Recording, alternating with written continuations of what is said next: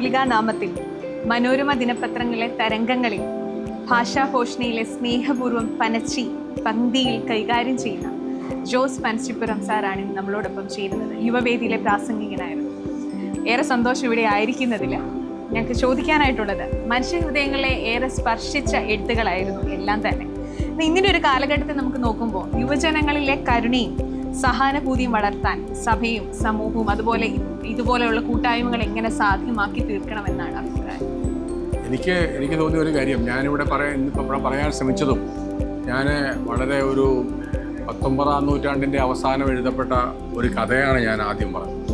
കാരണം ഒരു കനേഡിയൻ എഴുത്തുകാരി ലൂസി മോൺഗോമറി എന്ന് പറയുന്ന ഒരു എഴുത്തുകാരിയുടെ ഒരു കഥയാണ്. അത് പുതുവർഷത്തെ പറ്റിയാണ്, ഒരു പുതുവർഷ ഡിന്നറിനെ പറ്റിയാണ്. പക്ഷേ അതിൽ ഒരു വലിയ അനുരഞ്ജനത്തിൻ്റെ, ഒരു റിക്കൺസിലിയേഷൻ്റെ ഒരു വലിയ മെസ്സേജ് അതിലുണ്ട്.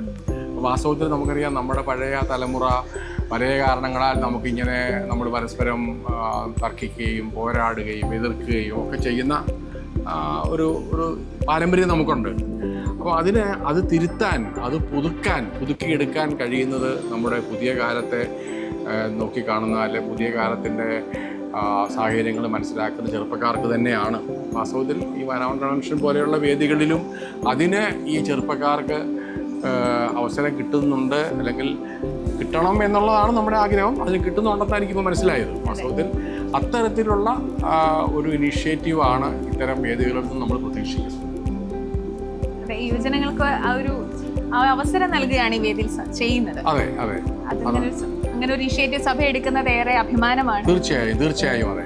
കാരണം നമുക്കറിയാം, നമ്മൾ വളരെ ഭൗതികമായ വിജയങ്ങളെ പറ്റിയൊക്കെ നമ്മളെപ്പോഴും പറയുകയും അഭിമാനം കൊള്ളുകയും ചെയ്യുമ്പോഴും അതിൻ്റെയൊക്കെ അടിത്തട്ടിലെ ഒരു തരത്തിൽ പറഞ്ഞാൽ ഒരു സ്പിരിച്വൽ കാഴ്ചപ്പാടുണ്ട്. കാരണം അത് നമ്മൾ പഠിച്ചിട്ടുള്ള സ്പിരിച്വാലിറ്റി അല്ലെന്നുള്ളതേ ഉള്ളൂ. അത് കുറച്ചുകൂടെ ഒരു ഹ്യൂമൻ ഓറിയൻറ്റഡ് എന്ന് പറയാവുന്ന ഒരു മാനുഷികമായ ഒരു സ്പിരിച്വാലിറ്റിയാണ്. അതായത് അത് എല്ലായ്പ്പോഴും നമ്മുടെ മതവുമായിട്ട് ബന്ധപ്പെടുത്തുന്ന സ്പിരിച്വാലിറ്റി ആയിക്കൊള്ളണമെന്നില്ല. അങ്ങനെ അല്ലാതെയും നമുക്ക് സ്പിരിച്വാലിറ്റി ഉണ്ടാവാൻ സാധ്യതയുണ്ട് എന്നുള്ളതാണ് നമ്മളിപ്പോൾ ഈ പുതിയ കാലത്ത് കണ്ടെത്തിക്കൊണ്ടിരിക്കുന്നത്. അതിന് മനാവൻ കൺവെൻഷനെ പോലുള്ള വേദികളിലൂടെ അതിൻ്റെ കൂടെ നിൽക്കുന്നത് തീർച്ചയായും നല്ലത്. Thank you sir.